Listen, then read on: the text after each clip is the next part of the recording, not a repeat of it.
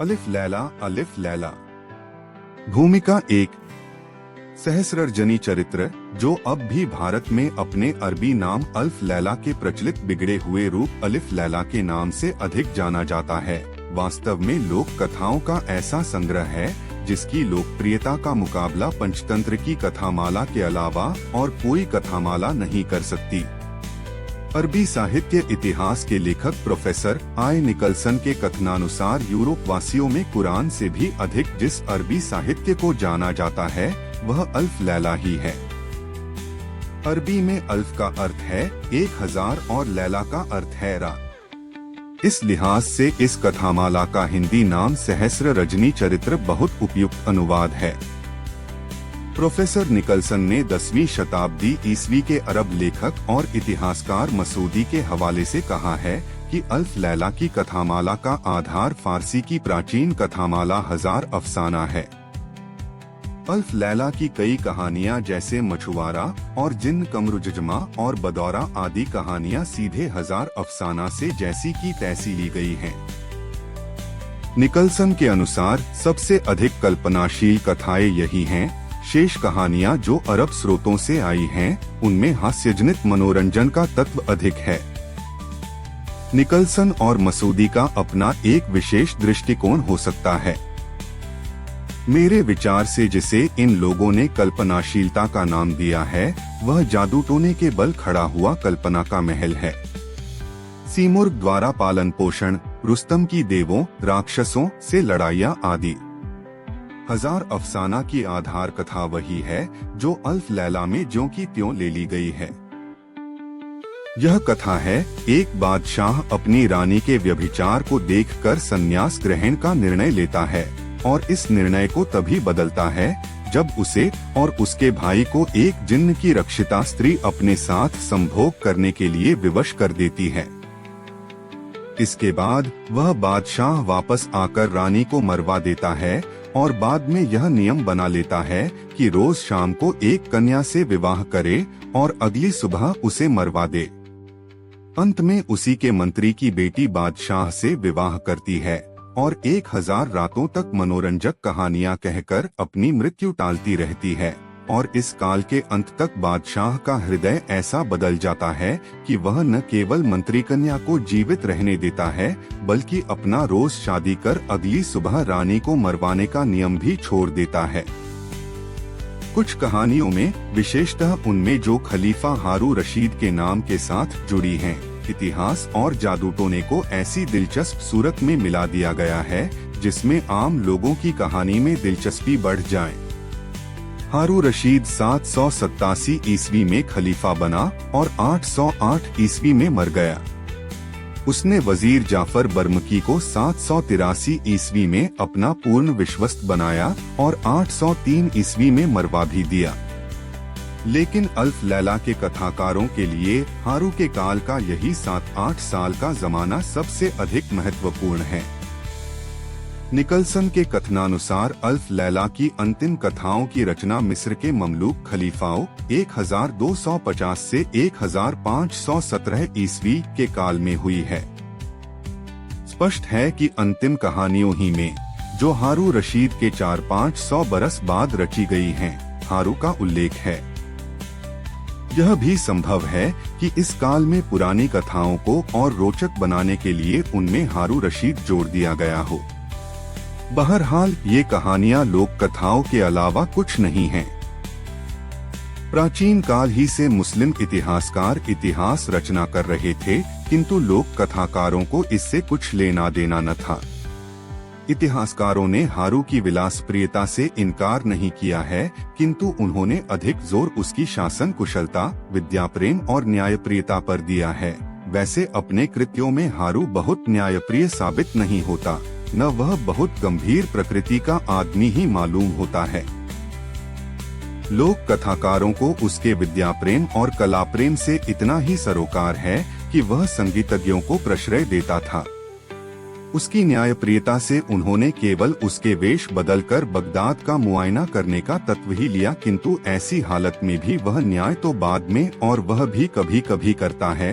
पहले तमाशा देखता है और तमाशों में भाग लेता है, यहाँ तक कि कभी कभी अपमानित भी होता है। हारून रशीद की बड़ी बेगम जुबैदा थी। वह ऐतिहासिक तथ्य है, किंतु अल्फ लैला में हारून से संबद्ध पहली कहानी में जुबैदा का जो वर्णन किया गया है, उसमें वह विवाह के पहले अच्छी खासी जादूगरनी के रूप में उभरती है, जिससे एक बार खलीफा की जान को भी खतरा पैदा हो जाता है। यह दूसरी बात है कि बाद में वह मामूली रानियों की तरह सिर्फ महल के अंदर ही षड्यंत्र कर पाती है, और जब खलीफा को इसका पता चलता है तो वह यद्यपि उसे मरवाता नहीं, लेकिन उसका जी उड़ाने के लिए उसकी सौत ले आता है, और वह इस स्थिति में समझौता कर लेती है। ऐतिहासिक तथ्य इससे बिल्कुल अलग हैं। जुबैदा का विवाह राजघरानों के साधारण विवाहों जैसा ही था। उसे महल के अंदर दासियों के विरुद्ध षड्यंत्र करने की फुर्सत ही नहीं थी। वह शासन के संचालन में भी अपना प्रभाव रखती थी। जाफर बर्मकी को हारून ने उसी के भड़काने से मरवाया था। जाफर को प्राणदंड दिए जाने का अल्फ लैला में कहीं उल्लेख नहीं है। इस ठेठ राजनीतिक घटना से कहानी की लोकप्रियता, रोमांचकता खत्म हो जाती। अब यह देखिए कि अल्फ लैला से हमें मध्यकालीन पश्चिम एशिया के जीवन की कौन सी झलकियां मिलती हैं। चूंकि यह लोक कथाकारों की रचनाएं हैं, इसलिए इनमें उस राजनीतिजन्य कृत्रिमता की संभावना नहीं है जो राज्याश्रित विद्वान इतिहासकारों के लिए आवश्यक हो जाती है। अतएव ये वर्णन अधिक विश्वसनीय हैं। सबसे पहले निगाह जाती है धार्मिक विश्वासों पर। कथाकार और श्रोता दोनों मुसलमान थे, इसलिए हर जगह इस्लाम का प्राधान्य दिखाई देता है। हिंदुस्तान के वर्णन में सारा समाज मुसलमान दिखाई देता है, यहाँ तक कि बंगाल यंत्र चालित घोड़े की कहानी में भी, जिसे हिंदुस्तान से अलग समझा गया है, राज परिवार मुस्लिम ही है, और संभवतः प्रजा में भी गैर मुस्लिम लोग लगभग नहीं के बराबर हैं। हाँ, श्रीलंका में सिंदबाद की कथा तथा एक आध जगह और मूर्ति पूजकों का उल्लेख जरूर मिलता है। ज्ञातव्य बात यह है कि इन कहानियों में अरबों तथा मूर्ति पूजक लोगों में कोई संघर्ष नहीं दिखाई देता। इसका एक संभव कारण दक्षिण भारत में अरबों का प्रवास हो सकता है। उत्तर भारत में मुस्लिम आक्रमण तुर्किस्तान और अफगानिस्तान ही से हुए, जिनका अरब मानस पर संभवतः कोई प्रभाव नहीं पड़ा। दोनों जातियों में राजकीय स्तर ही पर सही, पूर्ण सहयोग और सौहार्द दिखाई देता है। कहानियों के मुसलमान नायकों का धार्मिक संघर्ष केवल अग्नि पूजकों से होता है। मुसलमान राजाओं के राज्यों में भी अग्नि पूजक दिखाई देते हैं, जो अपने आराध्य देव अग्नि को मुसलमानों की बलि देते हैं, और तारीफ की बात यह है कि मुस्लिम शासकों को इसका पता भी नहीं चलता है, क्योंकि ये अग्नि पूजक यह काम बहुत गुप्त रूप से करते हैं। हाँ, उनका अपराध ज्ञात होने पर उनको जबरन मुसलमान बना लिया जाता है। अग्नि पूजक उस काल में केवल जरथुस्त्र मतावलंबी पारसी ही थे। उक्त धर्म में नरबलि का कहीं विधान नहीं है।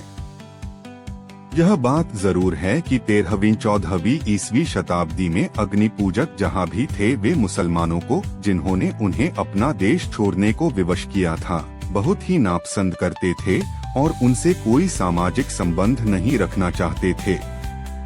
यह भी याद रहे कि सारी धार्मिक कट्टरताओं के बावजूद ईसाइयों और यहूदियों के मुसलमानों से व्यापारिक संबंध थे, और ये लोग मुसलमानों के बीच घुलमिल कर रहते थे। मुसलमान भी अन्य धर्मावलंबियों की अपेक्षा ईसाइयों और यहूदियों को उनके एकेश्वरवाद और दैवी ग्रंथ पर विश्वास पहले किताब होने के कारण अधिक क्षमय समझते थे। अग्नि पूजकों को इसी अलगाव के कारण आम मुसलमानों ने अपनी कल्पना में बहुत नीची जगह दी थी और उनकी दुष्टता की कहानियां गढ़ ली थीं। हबशियों का जहां भी उल्लेख आया है, गुलामों ही के रूप में आया है। इसमें आश्चर्य की कोई बात नहीं है।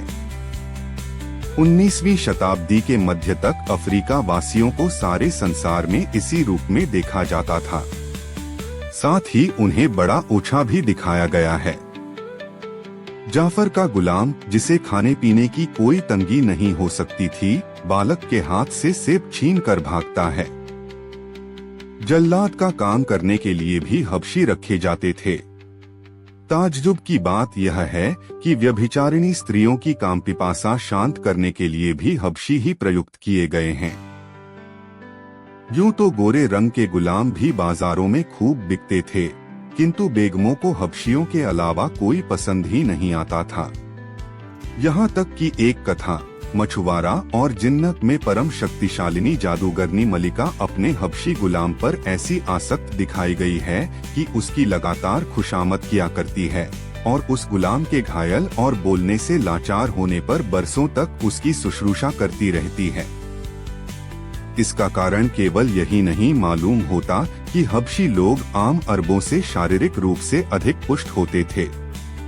इसकी जड़ में यह बात दिखाई देती है कि कथाकार को जहाँ भी किसी स्त्री की दुष्टता को उभारना होता है, वहीं उसका संबंध किसी हबशी से करा दिया जाता है, क्योंकि तत्कालीन अरब समाज में हबशियों को नरपशु से अधिक नहीं समझा जाता था।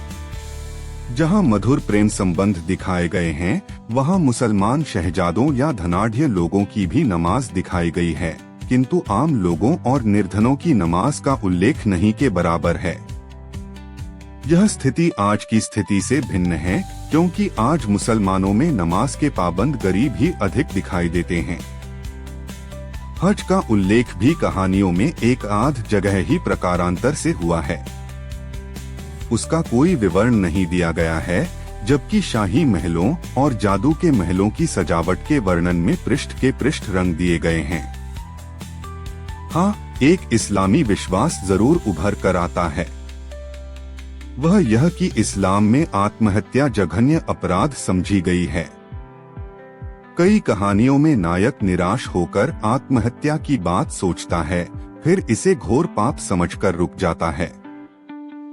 यह इस्लामी मान्यता कथा के प्रवाह को आगे बढ़ाने में बड़ी सहायक सिद्ध हुई है और इसीलिए इसका खूब सहारा लिया गया है। किंतु इस्लामी मान्यताओं ने मदिरापान पर कहीं रोक नहीं लगाई। राजा हो या रंक, अगर उन्हें पेट भर खाने को मिलता है तो कुछ देर बाद शराब जरूर पीते हैं। शराब के साथ अनिवार्य रूप से फल और मिठाई खाने का रिवाज भी आम है। हर सम्मानित अतिथि का स्वागत सामिश भोज्य पदार्थों और फिर मदिरा से किया जाता है। इस्लाम में शराब और हर तरह के नशे की मनाही है, किंतु यह धार्मिक निषेध किसी कहानी में प्रकारांतर से भी उल्लिखित नहीं हुआ है। तत्कालीन मुस्लिम समाज स्पष्टतः ही मद्यपान को बुराई समझना छोड़ चुका था। इसी तरह कोई हंसी खुशी का मौका नाच गाने के बगैर नहीं होता। बादशाहों और खलीफाओं के यहाँ तो यह दैनिक कार्यक्रम में शामिल है ही। आम लोग भी जहाँ खुशी मनाते हैं, वहाँ नाच गाना जरूर होता है और इस सिलसिले में इस बात का जिक्र तक नहीं होता कि इस्लाम ने नृत्य, संगीत, कविता, ईश भक्ति के काव्य के अतिरिक्त आदि का निषेध किया है। सामाजिक प्रतिष्ठा के प्रथम सोपान पर स्वभावतः ही बादशाह, शहजादे और वजीर दिखाई देते हैं, लेकिन उसके बाद व्यापारियों ही का नंबर आता है। बड़े व्यापारी, विशेषतः जौहरी, तो अति प्रतिष्ठित हैं ही, मामूली व्यापारी भी और लोगों से अधिक प्रतिष्ठित हैं। इसे मध्य पूर्व के सारे सामाजिक जीवन की विशेषता समझना चाहिए।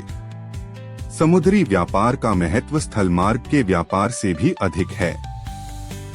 सभी जहाजों के कप्तान बादशाहों की दृष्टि में भी प्रतिष्ठित हैं। व्यापारी वर्ग को अतिशय ईमानदार माना गया है। वे लोग बरसों बाद भी खोए हुए व्यक्ति की धरोहर ज्यों की त्यों वापस कर देते हैं और मालिक के आग्रह करने पर भी उसमें से थोड़ा सा हिस्सा भी नहीं लेते। एक कहानी में धरोहर को हथियाने वाले व्यापारी को दिखाया गया है, किंतु उसकी घोर दुर्दशा भी दिखाई गई है। इसके विरुद्ध पुलिस वालों और अन्य राज कर्मचारियों को कहीं भी ईमानदार नहीं दिखाया गया है। वे तभी तक ईमानदारी से काम करते हैं जब तक तात्कालिक दंड का डर रहता है। इस वर्ग का चरित्र और प्रतिष्ठा व्यापारी वर्ग से बिल्कुल उल्टी दिखाई देती है। बाद के जमाने की ईरान की कहानियों और नाटकों में भी व्यापारी वर्ग को राज कर्मचारी वर्ग से कहीं अधिक प्रतिष्ठित दिखाया गया है। यह मान्यता भारत के सामंती काल के समाज की मान्यताओं से बिल्कुल उल्टी है। हाँ, सारे संसार के सामंती समाजों की भांति मध्य पूर्व के सामंती समाज में भी मजदूरों, हस्तशिल्पियों आदि का मान बहुत कम है, यानी गुलामों से कुछ ही अधिक है। प्राकृतिक तथा अन्य दृश्यों में पहाड़ों, नदियाँ, वनों आदि का उल्लेख तो हर देश की कथाओं में है, किंतु अल्फ लैला में जिस प्रकार से हर कहानी में बागों, नहरों और पालतू जानवरों और चिड़ियों का वर्णन है, उससे यह मालूम होता है कि ये चीजें उस जमाने में वहाँ आम लोगों की पहुँच के अंदर थीं, यानी वे लोग इन चीजों के बारे में इतना जानते थे कि उनके विशद वर्णन से आनंद उठा सकें। शहरों की सूरत ऐसी ही दिखाई देती है जैसी मध्य युग में हर देश के शहरों की थी। तंग गलियों में मामूली मकानों के साथ साथ बने हुए भव्य भवन, जिनके बाहरी दरवाजों पर कोई शान शौकत नहीं दिखाई देती, इन शहरों की विशेषता है। भारत के वाराणसी तथा अन्य पुरानी बस्तियों में भी शहरों की ऐसी ही सूरत दिखाई देती है। हास्यात्मक कथाओं में हास्य अधिकतर बादशाहों और सामंतों के आम आदमी की मूर्खताओं पर हंसने या अपने मनोरंजन के लिए उन्हें बेवकूफ बनाने तक ही सीमित मालूम होता है। शिष्ट हास्य इन लोक कथाकारों की पहुंच के बाहर मालूम होता है। वास्तव में यह कथामाला किसी सर्वमान्य रूप में नहीं है।